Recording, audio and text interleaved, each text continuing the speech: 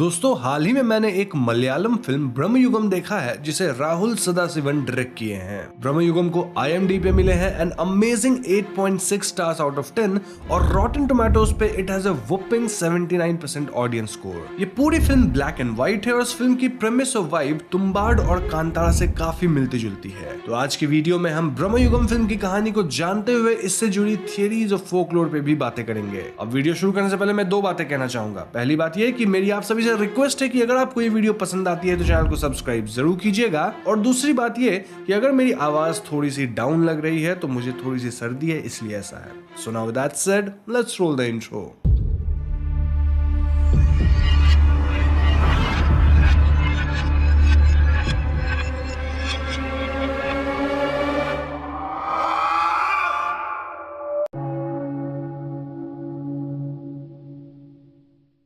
तो Bramayugam film 17th century के time पे बेस्ड है और फिल्म की कहानी साउथ मलाबार में बेस्ड है। फिल्म के पहले सीन में हम जंगल में दो इंसान से मिलते हैं जिनका नाम कोरा और थेवन है। इन्हें देखकर ऐसा लगता है मानो ये लोग कहीं से भाग रहे हैं और ये दोनों नदी के उस पार जाना चाहते हैं। रात में दोनों जंगल में ही रुकने की ठानते हैं और बीच रात जब थेवन की आंख खुलती है तो वो कोरा को आसपास नहीं पाता। खोजने पे कोरा उसे थोड़ी दूर पे दिखता है जो कि एकदम मंत्रमुग्ध अवस्था में था। तभी सामने से एक खूबसूरत औरत आती है जो कि कपड़े तक नहीं पहनी थी। कोरा इस लड़की को देखकर एकदम मंत्रमुग्ध था, लेकिन थेवन तुरंत समझ जाता है कि ये लड़की एक यक्षी है। थेवन कोरा को होश में लाने की कोशिश करता है, लेकिन यक्षी के डर से थेवन यहाँ से भाग निकलता है और कोरा तो पूरी तरह उसमें डूबा हुआ था। इसके बाद हम कोरा को यक्षी के साथ इंटीमेट होने की कोशिश करते देखते हैं जब यक्षी कोरा को मार गिराती है, इनफैक्ट उसका खून पी जाती है। अब अगली सुबह हम थेवन को फिर से देखते हैं जो कि जंगल में भूखा इधर उधर भटक रहा था। वो वाटरफॉल के करीब तक पहुंचता है, लेकिन ये वाटरफॉल इतना बड़ा था कि इसे पार करना नामुमकिन सा लग रहा था। भटकते हुए थेवन एक बड़े से मैंशन तक पहुंचता है जो कि काफी पुराना दिख रहा था। वो मैंशन के अंदर रखा नारियल खाने लगता है जब मैंशन के अंदर रह रहा एक आदमी उसे टोकता है। तभी मैंशन का ओनर भी यहाँ बाहर आता है और वो थेवन से बात करने लगता है। यहाँ हम समझ पाते हैं कि मैंशन के ओनर का नाम कोडुमन पोट्टी था और दूसरा आदमी उसका कुक था। थेवन कहता है कि वो काफी भूखा था, इसलिए अंदर भोजन की तलाश में आ गया। पेशे से थेवन एक पानन था, बेसिकली वो लोग जो पुराने जमाने में राजा लोग के लिए दरबार में गाना वगैरह गाया करते थे। पोट्टी थेवन को एक गाना सुनाने कहता है और थेवन गाना गाने लगता है। अब पोट्टी को थेवन की ये गीत बहुत पसंद आती है, इसलिए पोट्टी उसे यहीं रहने की इजाजत दे देता है। इनफैक्ट वो थेवन को खाना भी ऑफर करता है। अब यहाँ पे मैं आपको ये बता दूं कि फिल्म के इस सीन में कास्टिज्म पे बहुत फोकस करा गया है। आई मीन पोट्टी को एज ब्राह्मण दिखाया गया है, वहीं थेवन एक गाने वाला है जिसे नीच जाति का बताया गया है। डायरेक्टर ने क्लियरली पॉइंट आउट किया है कि कैसे थेवन और यहाँ का कुक अपने आप को निचली जाति का मानते हैं और पोट्टी ऑटोमेटिकली थेवन का काइंड ऑफ मास्टर हो गया है। ये बातें फिल्म में होने वाले कॉन्वर्सेशन से हम समझ पाते हैं और एक्सप्लेनेशन में मैं आपको कॉन्वर्सेशंस तो नहीं बता सकता,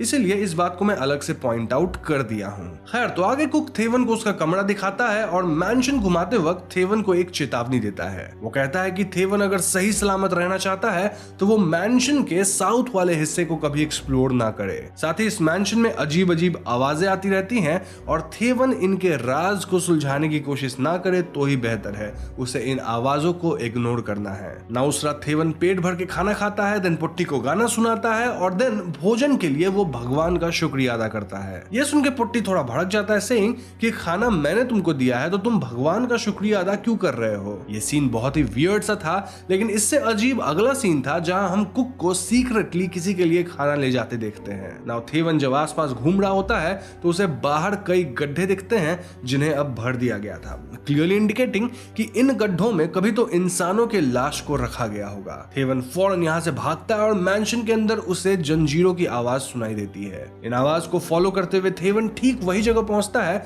जहां हम कुक को खाना ले जाते देखे थे। ये ऊपर का कमरा था जहां थेवन को वाकई जंजीर दिखती है और वहां एक प्लेट खाना भी रखा हुआ था। थेवन फील करता है कि कोई तो जंजीर घसीटते हुए उसके करीब आ रहा था और इससे डर के थेवन यहाँ से निकल लेता है। अब अगली सुबह जब थेवन मैंशन में घूम रहा होता है तो वो पोट्टी को अकेले एक बोर्ड गेम खेलते देखता है। ये वही बोर्ड गेम है जिसमें पाशे फेंके जाते हैं और जुआ भी लगाया जाता है। पोट्टी यहाँ थेवन को गेम खेलने इनवाइट करता है और कुछ दाव पे लगाने भी कहता है। थेवन कहता है कि उसके पास तो कुछ दाव पे लगाने के लिए है ही नहीं और ऐसे में पोट्टी कहता है कि वो अपना समय दाव पे लगा सकता है, यानी कि अगर थेवन ये बोर्ड गेम जीता तो वो यहाँ से जा सकता है, लेकिन अगर वो हारा तो उसे जिंदगी भर इसी जगह पे रहना होगा। थेवन इतना कुछ दाव दाव पे लगाने के लिए तैयार नहीं था और ऐसे में पोट्टी उससे पाशे वापस मांगता है। लेकिन जैसे ही थेवन पाशे देने के लिए हाथ बढ़ाता है, पोट्टी अपना हाथ पीछे खींच लेता है, जिससे पाशे बोर्ड पे गिरते हैं और गेम शुरू हो जाता है। थेवन को न चाहते हुए भी ये खेल खेलना होता है और अंत में एक सिचुएशन ऐसा आता है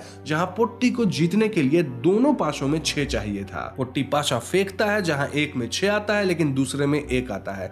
लेकिन एकदम से पोट्टी काइंड ऑफ अपने पाशे को टेलीकाइनेटिकली हिला देता है, जिससे उसमें भी 6 आ जाता है। यानी कि पोट्टी इस खेल को जीत गया था और वो इससे काफी खुश नजर आता है। दूसरी तरफ कुक खाना बना रहा होता है और थेवन वहां आकर उससे बातें करने लगता है। ये कुक पोट्टी की काइंड ऑफ बुराई करते हुए कहता है कि जल्दी तुम्हें पोट्टी का असली चेहरा दिख जाएगा। अब उस वक्त पोट्टी खाना खा रहा होता है और नीचे थेवन भी अपने भोजन के साथ बैठा था। यहाँ पोट्टी थेवन की माँ के बारे में कुछ तो कहता है और ये सुनकर थेवन आश्चर्य में था, क्योंकि उसने कभी भी पोट्टी से अपनी माँ का जिक्र नहीं किया था। इस सीन को देखकर ऐसा लग रहा था मानो पोट्टी को थेवन की जिंदगी के बारे में सब पता है।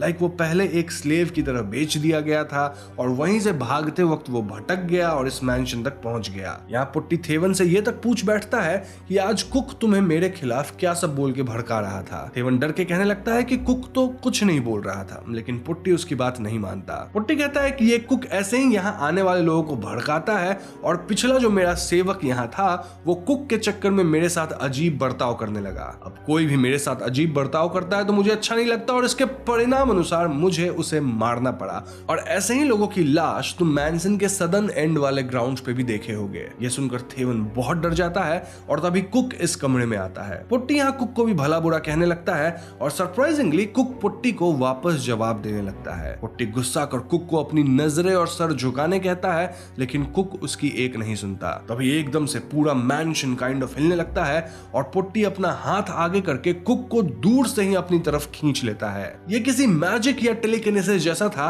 और पोट्टी कुक को चोक करने लग जाता है। थोड़ी देर तक कुक को चोक करने के बाद पोट्टी उसे छोड़ देता है और ये सब देख के थेवन एक बात तो समझ गया था कि पोट्टी कोई नॉर्मल इंसान नहीं था। तो पिटने के बाद कुक अपना मुंह हाथ धो रहा था और थेवन उससे पूछने लगता है कि आखिर ये पोट्टी क्या है, आई मीन सॉर्सरर है या किसी तरह का एंटिटी है। इस पॉइंट पे कुक थेवन को पोट्टी की पूरी बैक स्टोरी बताता है। दरअसल पोट्टी के परिवार में एक बहुत बड़े वेदाचार्य टाइप थे कोई, जो कि वराह देव का पूजा करके उन्हें खुश करते हैं। बदले में देव प्रकट होकर उन्हें एक मैजिकल बॉक्स देते हैं जिससे जो मांगो वो विश पूरा हो जाएगा। कैसे? वेल, बॉक्स के अंदर एक चत्तन करके एंटिटी था जिसे इंग्लिश सबटाइटल्स में गॉब्लिन लिखा गया था। वही विशेष पूरी कर रहा था। अब पोट्टी के परिवार वाले चतन को ही बंदी बना लेते हैं और उससे अपना मतलब निकालते हैं। ऐसे में एक बार चतन अपना मुंह खोल के हेड ऑफ द फैमिली को दिखाता है, सेइंग कि इसके अंदर तुम्हें नर्क दिखेगा। मीनवाइल वो पोट्टी फैमिली के हेड के सोल को कंज्यूम करता है अपना मुंह खोल के। इसके बाद चतन परिवार में सबको मारने लगता है, बेसिकली सबके सोल को कंज्यूम करता है और उसे हैंडल करने बड़े से बड़े सॉर्सरर्स और विद्वान लोग आते हैं, लेकिन कोई भी चतन को रोक नहीं सका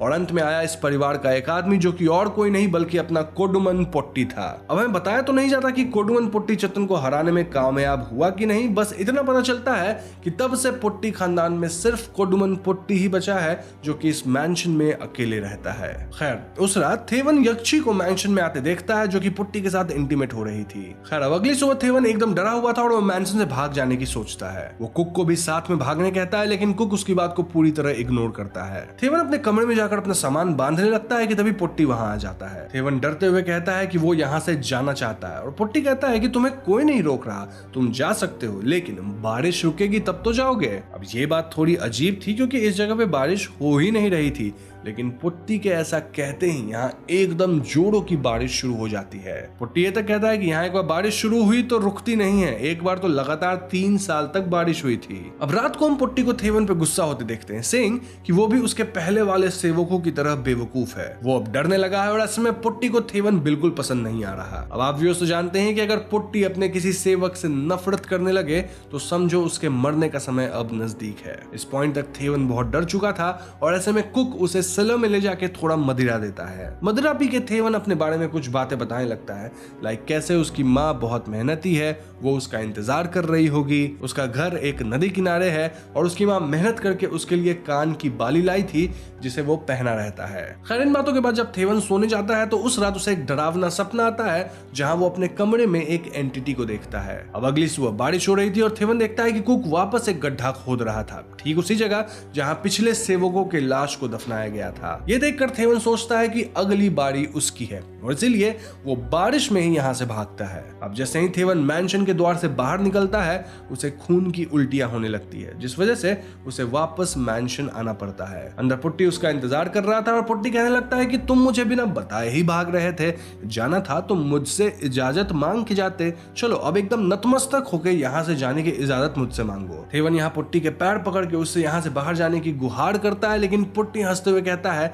कि मैं तुम्हारे अनुरोध को नकारता हूँ। इस सीन को देखकर हम व्यूअर्स क्लियरली समझ पाते हैं कि यहाँ से इंसानों का निकल पाना नामुमकिन है, क्योंकि पुट्टी भागने वाले इंसान को खून की उल्टी करवाने लगता है। खैर इसके बाद थेवन कुक से मिलता है और कुक यहाँ कुछ और राज खोलता है। वो थेवन को ऊपर वाले कमरे में ले जाता है जहाँ जंजीर थी और वहाँ थेवन एक लाश देखता है। ये लाश कोडुमन पुट्टी की थी। जी हाँ दोस्तों, इस पॉइंट पे रिवील होता है कि जब कोडुमन पुट्टी चत्तन से लड़ने गया था तो वो भी चत्तन को हरा नहीं पाया। इसके परिणाम अनुसार चत्तन अब उसका रूप लेके इस मैंशन पे राज करता है और वो असली पुट्टी को यहाँ जंजीरों से बांध कर रखा था। आज असली पुट्टी अपना दम तोड़ दिया था और कुक उसके लाश को ही दफनाने के लिए गड्ढा खोद रहा था। इस पॉइंट पे हम व्यूअर्स भी समझ चुके थे कि इस मैंशन पे चतन राज कर रहा है, जो कि एक सुपरनैचुरल एंटिटी है। तभी तो उसके पास सुपरनैचुरल पावर्स हैं, उसे अपने सेवकों के बारे में सब पता रहता है और वो सबकी बात भी काइंड ऑफ सुन लेता है, जो भी लोग मैंशन में बात करते हैं वगैरह वगैरह। कुक बताता है कि इस जगह से बाहर जाने का सिर्फ एक उपाय है और वो उपाय यहाँ के बेसमेंट में है। दरअसल बेसमेंट के अंदर एक लॉक्ड चेंबर है जिसे हम तहखाना कह सकते हैं और उसमें किसी तरह का शाश्वत दिया जल रहा है, यानी कि ऐसा दिया जो कि कभी बुझा ही नहीं है। तो अगर उस दिए को बुझा दिया गया तो पुट्टी यानी चत्तन कमजोर हो जाएगा और हम यहाँ से बाहर निकल पाएंगे। दिक्कत बस ये थी कि वो चेंबर लॉक्ड है और उसकी चाबी कहाँ है ये पुट्टी के अलावा किसी को मालूम नहीं। इनफैक्ट पुट्टी तो इस चेंबर के ऊपर ही मंडराता रहता है, उसकी रक्षा करता है। मोreover कुछ टाइम बाद इस चाबी को हासिल करना भी इम्पॉसिबल होगा, क्योंकि इस जगह का प्रभाव ऐसा है कि लोग यहाँ अपनी पुरानी लाइफ भूल जाते हैं। इस बात को प्रूव करने के लिए कुक थेवन से पूछता है कि तुम्हें क्या लगता है, तुम कब से यहाँ हो? थेवन कहता है कि मैं कुछ ही दिन पहले यहाँ आया था। और ऐसे में कुक पूछता है कि तुम कुछ दिन पहले यहाँ आए थे या फिर कुछ महीनों पहले यहाँ आए थे? जी हाँ दोस्तों, थेवन को यहाँ रहते हुए महीनों हो गए थे, लेकिन उसे इस बात का एहसास तक नहीं हुआ था। यहाँ कुक थेवन से पूछता है कि क्या तुम्हें अपना नाम तक याद है? एंड टू अ सरप्राइज थेवन अपना ही नाम भूल चुका था। इनफैक्ट उसे अपनी माँ तक का नाम याद नहीं था। इन चीजों को देख थेवन डिसाइड्स कि वो किसी तरह उस चेंबर की चाबी को हासिल करके रहेगा। थेवन सीधा पुट्टी के पास जाता है और उसे कहता है कि आप मेरे साथ एक बार बोर्ड गेम खेलो। पुट्टी कहता है कि अब तुम्हारे पास लगाने के लिए बचा ही क्या है, और थेवन कहता है कि मेरे पास चाबी है। अब चाबी सुनते पुट्टी अपने कमर पे हाथ रखता है, विच इंडिकेटेड कि पुट्टी चाबी को अपने वेस्टी में कमर के पास बांध के रखता है। यह पता लगते थेवन तुरंत बात बदल के कहता है कि आपके पास मेरी जिंदगी की चाबी है, तो वो आजादी की चाबी के लिए मैं खेलना चाहता हूँ। पुट्टी यहाँ थेवन की बातों को धुतकार के चला जाता है और उसके साथ बोर्ड गेम नहीं खेलता। खैर तो कुक और थेवन प्लान करते हैं कि आज रात कुक मस्त खाना बना के पुट्टी को बहुत खिला देगा, जिससे पुट्टी सो जाएगा और तब थेवन चाबी चुरा लेगा। कुक खाना बनाने लगता है कि तभी रसोई में पुट्टी आके कुक को चोक करने लगता है। एक सेकंड के लिए हम व्यूअर्स को ऐसा लगता है मानो पुट्टी को इनका प्लान पता चल गया है, लेकिन ऐसा शायद नहीं था, या फिर शायद था, आगे बताऊंगा। बट इस पॉइंट पे पुट्टी तो कुक को सिर्फ इसलिए सजा दे रहा था क्योंकि कुक कुछ दिनों पहले थेवन को मदिरा पिला दिया था, जो कि सिर्फ पुट्टी का है, बाकी किसी का नहीं। कुक फौरन पुट्टी से माफी मांगता है और पुट्टी उसे वार्न करके यहाँ से चला जाता है। तो उस रात प्लान के मुताबिक सब कुछ होता है, जहाँ पुट्टी खा पी के मस्त सो जाता है। थेवन एक चाकू लेकर पुट्टी के पास जाता है और उसके कमर के पास चाबी ढूंढने लगता है, बट सरप्राइजिंगली थेवन को चाबी नहीं मिल रही थी। तभी एकदम से पुट्टी उठता है और थेवन पे हमला कर देता है। पुट्टी यहाँ अपना मुंह खोल के थेवन को उसके अंदर देखने कहता है ताकि वो थेवन की आत्मा खींच सके, लेकिन तभी वो एकदम से रुक जाता है। अब यहाँ आता है कहानी में ट्विस्ट, जहां हमें पता चलता है कि कुक अपना ही एक अलग प्लान अपने मन में ही बना के रखा था, जिसके बारे में ना तो थेवन को पता था ना ही पुट्टी को। दरअसल जब पुट्टी कुक पे रसोई में हमला किया था, तभी कुक चुपके से उसके पास से चाबी चुरा लिया था। इस पॉइंट तक तो कुक बेसमेंट में जाके उस चेंबर यानी तहखाने को खोल के वहां के दिया को बुझा दिया था, जिस वजह से एकदम से पुट्टी रुक गया। पुट्टी यहाँ से चला जाता है और थेवन कुक से मिलके उस पर भड़कने लगता है कि तुम तो मुझे भी धोखा दे दिए, कुछ अलग ही प्लान कर दिए। कुक का कहना था कि उसका ऐसा करना जरूरी था। मोरोवर अभी खेल खत्म नहीं हुआ है, क्योंकि हमें उस चत्तन को मैजिकल बॉक्स में कैद करना है जिसमें से वो पहली बार निकला था। तभी हम इस मैंशन से बाहर निकल सकते हैं और यही मौका है क्योंकि चत्तन अभी कमजोर है। ऐसे में ये दोनों मैजिकल बॉक्स लेके चत्तन को ढूंढने उसी चेंबर में जाते हैं और चत्तन इनके सामने आता है। चत्तन इन्हें मैनिपुलेट करने लगता है, लेकिन कुक बहुत तेज था और वो चत्तन की बातों में बिल्कुल नहीं आता। इनफैक्ट कुक थेवन को भी वार्निंग दे दिया था था कि चत्तन के चाल में कभी मत फंसना। अब इस पॉइंट पे एक और बात रिवील होती है। दरअसल ये कुक कोडुमन पोट्टी का बेटा था। जी हाँ दोस्तों, पोट्टी का किसी निचली जाति की औरत के साथ अफेयर था और उसी से ये कुक पैदा हुआ था। तो भले कुक निचली जाति का है, लेकिन उसके अंदर पोट्टी खानदान का खून दौड़ रहा था। यहाँ कुक कहता है कि कोई भी इंसान ब्राह्मण जन्म से नहीं होता, कर्म से भी होता है। इसके बाद थेवन और कुक मिलकर नकली पोट्टी यानी चत्तन पे हमला बोल देते हैं। चत्तन अब भी इन पे अकेले भारी पड़ रहा था और लड़ाई के दौरान कुक और थेवन अलग भी हो जाते हैं। हम पूरे मैंशन के कॉरिडोर को घूमता और सिकुड़ता देखते हैं, जिसमें कुक और थेवन लुढ़क रहे थे और फंस गए थे। स्टिल थेवन खुद को आजाद करता है और कुक भी संभल के चत्तन पे हमला करता है। पोट्टी यानी चत्तन यहाँ कुक को अपना बेटा बोल के बेवकूफ बनाने की कोशिश करता है, लेकिन कुक उसकी एक नहीं सुनता। एक पॉइंट पे ये दोनों मिलकर चत्तन को ओवरपावर करते हैं, उसे स्टैब वगैरह करते हैं और कुक उसके हाथ से एक अंगूठी निकाल लेता है। इसके बाद वो पोट्टी के शरीर को आग लगा देता है और ये आग फैल के मैंशन में भी काइंड ऑफ लगने लग जाती है। आग से पोट्टी पूरी तरह जल जाता है और फाइनली हम उसके शरीर से चत्तन को बाहर निकलते देखते हैं। यानी कि दोस्तों, हमें चत्तन का असली रूप देखने को पहली बार मिला। चत्तन काफी डरा हुआ था और छुप रहा था और कुक अब अंगूठी पहन के चत्तन का मास्टर बनने का प्लान कर रहा था। थेवन कुक को यह कह के रोकता है कि अगर तुम मास्टर बने तो फिर वही साइकिल रिपीट होगा, जहां तुम्हें पावर मिलेगी और तुम कमजोर को प्रताड़ित करोगे। इन द एंड हमेशा कमजोर लोग ही प्रताड़ित होते हैं और इसीलिए तुम इस अंगूठी को मत पहनो। लेकिन दोस्तों, कुक थेवन की एक सुनने के लिए तैयार नहीं था। ऐसे में थेवन और कुक में लड़ाई छिड़ जाती है,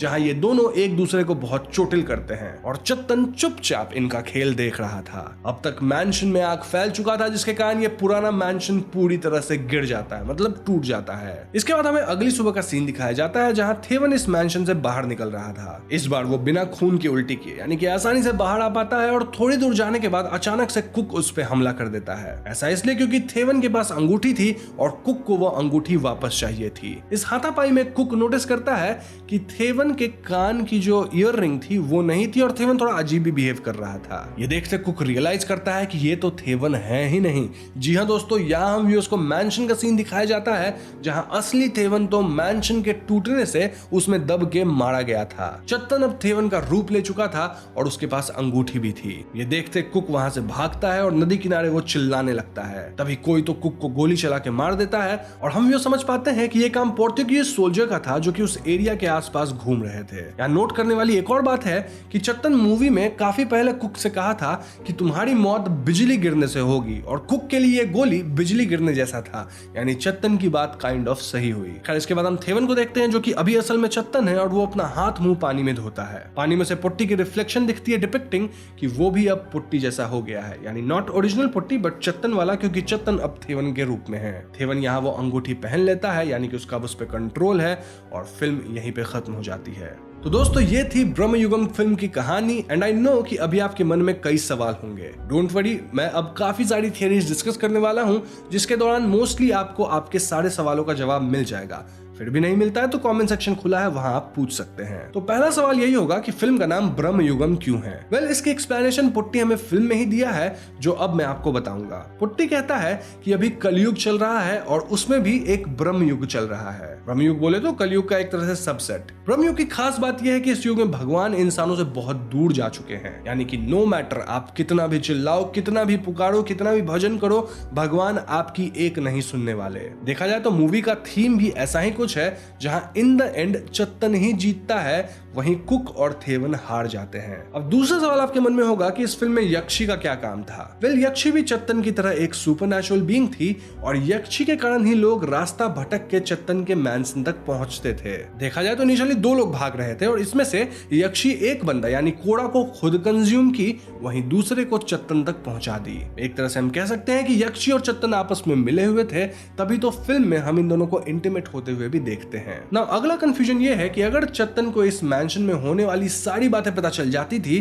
तो वो इन दोनों के प्लान को क्यों नहीं सुन पाया? वेल, अगर आप गौर से देखो तो चत्तन इनके प्लान को ऑलरेडी समझ गया था, तभी तो थेवन उसके पास से की चुरा नहीं पाया। इनफैक्ट चत्तन बस सोने का नाटक कर रहा था। वो तो कुक इस प्लान को पहले ही बदल दिया और उसके मन में ये प्लान था, इसलिए चत्तन धोखा खा गया, वरना प्लान तो उसे समझ आ ही गया था। एक और यहाँ सटल डिटेल ये है कि पूरे फिल्म में हमें कुक का नाम कभी बताया ही नहीं गया। This point points out two things. First ये कि लोग यहाँ आके सब कुछ भूल जाते हैं इंक्लूडिंग देयर नेम, और शायद इसलिए कुक का नाम कभी आया नहीं। बट हाँ, यहाँ कॉन्ट्राडिक्टिंग पॉइंट ये हो सकता है कि कुक को अपने फैमिली हिस्ट्री के बारे में तो सब याद था, तो आप जिस भी थियरी में बिलीव करो उसमें कर सकते हो। यहाँ मैं आपको दूसरा पॉइंट बता देता हूँ कि कुक का कैरेक्टर ज्यादा इंपॉर्टेंट था और उसकी सोच, मोटिव्स एंड ऑल दैट, तो वो इंपॉर्टेंट थी, इसलिए उसका नाम बताया ही नहीं गया था कि हम उस पर कभी फोकस करें ही नहीं। ये kind of A clever trick था डायरेक्टर का। अब आप ये भी पूछ सकते हो कि मैंशन में तो कई नौकर आते थे और वो सब मारे जाते थे, लेकिन ये कुक यहाँ काफी देर टिका रहा, ऐसा कैसे हुआ? वेल, इसका जवाब पुट्टी हमें फिल्म में खुद ही दिया है। पुट्टी क्लियरली कहा था कि वो उसी को मारता है जो अपना काम छोड़ देते हैं। लाइक गायक गाना गाना छोड़ दे और डरने लग जाए तो वो कोई काम का नहीं रहा। वैसे ही अगर नर्तक नाचना छोड़ दे तो वो भी काम का नहीं रहा। लेकिन अगर आप देखोगे तो ये कुक पूरे फिल्म में हमें हमेशा अपना काम पूरे तन मन से करता दिखा है, जिस वजह से वो यहाँ इतने दिनों तक टिका रहा, क्योंकि ऑफ कोर्स वो अपना कुकिंग का काम, इनफैक्ट घर का और भी दूसरा काम अच्छे से कर रहा था। अब इस फिल्म में मुझे एक बात बस थोड़ी अजीब लगी, और वो ये कि हमें रिंग के बारे में एकदम एंड में बताया गया। आई मीन शुरू से रिंग का कोई चर्चा ही नहीं था और एंड में एकदम से हमें पता लगता है कि रिंग पहन के आप चेतन के ऊपर अपना पावर जता सकते हैं, या अगर चेतन रिंग ले लिया तो वो काइंड ऑफ रूल करेगा। फिल्म में जब बैक स्टोरी भी बताई गई थी तो वहां भी रिंग का कोई चर्चा नहीं था। तो हाँ, ये रिंग वाला ट्विस्ट एंड में थोड़ा सा अजीब लगा, बट स्टिल अच्छा था। वैसे फिल्म का ब्लैक एंड व्हाइट होना कई चीजों को पॉइंट करता है। सबसे पहले तो इस स्कीम में व्यूइंग एक्सपीरियंस फिल्म का और भी बेटर हो गया था।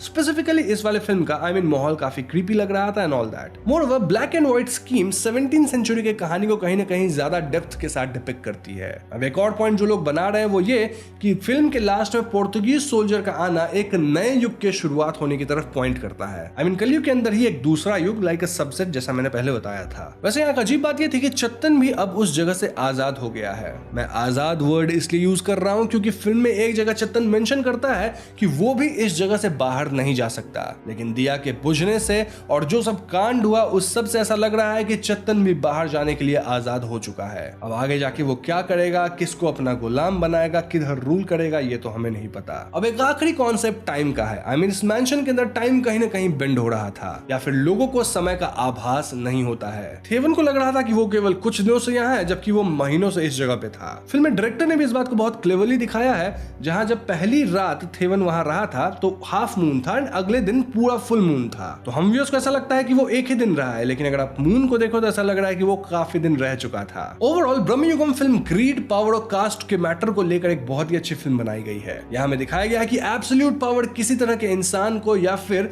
किसी तरह के डेटी तक को करप्ट कर देता है। चेतन इनिशियली एक नॉर्मल सा सुपरनैचुरल बीइंग था, लेकिन पुट्टी लोग पावर का गलत इस्तेमाल करके चेतन को परेशान किए। ऐसे में चेतन जब पावर में आया तो वो भी अपने से कमजोरों को सताया, और मूवी के एंड में कुक भी इस पावर को हथियाने के लिए तैयार था। पॉइंट ये है कि जहां भी कोई ज्यादा पावरफुल होगा वो अपने से कमजोर को जरूर दबाएगा, और यही दुनिया की सच्चाई है। इसी बात को फिल्म बहुत ही खूबसूरती से डिपिक्ट करती है। साथ ही यहाँ ऊंची जाति और निचली जाति का भी वर्णन कई बार हुआ है, जो कि यूजुअली कॉन्वर्सेशंस के बीच रहता था और उन दोनों के कास्टिज्म वाली बात को दर्शाता है। मूवी के एंड में चेतन के हाथ में ही पावर रह जाती है, और शायद वो बाहर जाकर और को अपने अंदर रखेगा, यानी अपने जाल में फंसाएगा। जाल से याद आया, फिल्म में मकड़ी पे भी 2-3 बार फोकस किया है, डिपिक्टिंग कि कैसे लोग चेतन के जाल में फंस जाते हैं, जैसे मकड़ियां अपने प्रे को फंसाती है। अब अगर आप वीडियो में यहां तक बने हैं तो मैं आपको थोड़ी फोकलोर भी बता देता हूं। तो सबसे पहले बात करते हैं यक्षी की। कहा जाता है कि यक्षी, जिसका रियल नेम श्रीदेवी या चिरुथेवी था, वो एक कोर्टसन थी जिसके कई हाई और माइटी क्लाइंट्स थे। वो अपने आशिकों की जिंदगी के साथ खेलती थी और इस हद तक जाती थी कि कई लोग उसके चक्कर में आर्थिक रूप से बर्बाद हो गए। लेकिन वो भी एक कुंजू रमन नामक इंसान के प्यार में गिरी, जो कि उसका पालकी उठाता था। अब कुंजू रमन शादीशुदा था और वो चिरुथेवी को नकार दिया। ऐसे में चिरुथेवी कुंजू रमन की बीवी को मारने का सोचने लगी, और ये बात कुंजू रमन को पता लग गई। इसलिए कुंजू रमन एक रात चिरुथेवी के साथ सोने का नाटक करके उसे मार देता है, जिसके बाद वो रिबॉर्न हुई एज यक्षी। जन्म के बाद ही वो एकदम से एक ब्यूटीफुल वुमेन में ट्रांसफॉर्म हुई, और तब से वो जंगलों में मर्दों का रास्ता भटका देती थी या फिर उन्हें अपना शिकार बना के उनका खून पी जाती थी। वैसे मैं आपको बता दूं कि यक्षी कुंजू रमन को ही परेशान करने लगी थी, और ऐसे में उसकी वाइफ कुछ तो डील की यक्षी के साथ। अब इस डील को लेकर हर जगह अलग अलग बातें कही जाती है, तो मैं इस पे एकदम क्लियर नहीं हूं, लेकिन यहाँ कुछ टेम्पल बनाने की बात हुई थी और वो कुंजू रमन के साथ 1 साल के लिए कोहैबिट कर सकती थी। तो ऐसा कुछ फोकलोर है यक्षी का, और अगर यहाँ मुझसे कोई मिस्टेक हुई हो तो मुझे माफ कीजिएगा, क्योंकि मैंने आपको वही बताया है जो मैं इंटरनेट पे खोज पाया। इनिशियली मुझे इस टॉपिक की नॉलेज नहीं थी। मूविंग टू चेतन, वेल उन्हें कुटी चेतन भी कहा जाता है, जो कि एक भगवान नहीं बल्कि आप डेटी कह सकते हैं। चेतन को एक बॉय की तरह बताया गया है जो कि मिस्चीवियस मिस्चीवियस है और करप्ट भी है। चेतन किसी का भी भेष ले सकते हैं और इन जनरल चेतन किसी को भी नुकसान नहीं पहुंचाते हैं, लेकिन अगर उनको प्रताड़ित किया गया तो वो उससे कभी नहीं भूलते और उसका बदला जरूर लेते हैं। फिल्म में भी हमें कुछ ऐसा ही दिखाया गया है, जहां इनिशियली उसको पुट्टी लोग परेशान किए, जिसके बाद ही चेतन इस तरह से बन गया। नाउ फिल्म में यही बताया गया है कि चेतन को मारा नहीं जा सकता। I mean, या तो वो रूल करेगा या फिर कोई और उन पे रूल करेगा। तभी कुक चेतन को मैजिकल बॉक्स में बंद करना चाहता था, मारना नहीं चाहता था, क्योंकि मर तो हो सकता ही नहीं। कई फोकलोर्स में ऐसी कहानी है जहां लोग चेतन से अपनी बिडिंग करवाते हैं और ब्रह्मयुगम की कहानी भी उसी से इंस्पायर्ड है। ऑल्दो ब्रह्मयुगम की कहानी काफी डार्क और डीप जाती है, जबकि चेतन का डिपिक्शन इन जनरल थोड़ा लाइट हार्टेड रहता है। जो भी हो, यहाँ मैंने आपको पूरे फिल्म की कहानी बता दी है, देन इससे जुड़ी कुछ थियरीज बताई है। आपके कुछ सवाल हो तो उसको भी मैंने आंसर कर दिया है। स्टिल कुछ सवाल बचा है तो कमेंट सेक्शन खुला है, वहां पूछ सकते हैं। इन सब के अलावा मैंने फोकलोर पे भी थोड़ा सा बात कर लिया है, तो मुझे लगता है कि मैंने सब कुछ इस फिल्म को लेकर कवर कर दिया है। स्टिल अगर मुझसे कुछ मिस हुआ हो तो आप मुझे जरूर बताइएगा, उसे पॉइंट आउट कीजिए। वीडियो पसंद आई हो तो इसे लाइक और शेयर करें, साथ ही चैनल पर नए हैं तो हमें सब्सक्राइब भी जरूर कीजिएगा, क्योंकि हम अपने चैनल पर ऐसी वीडियोज लाते रहते हैं। पीस।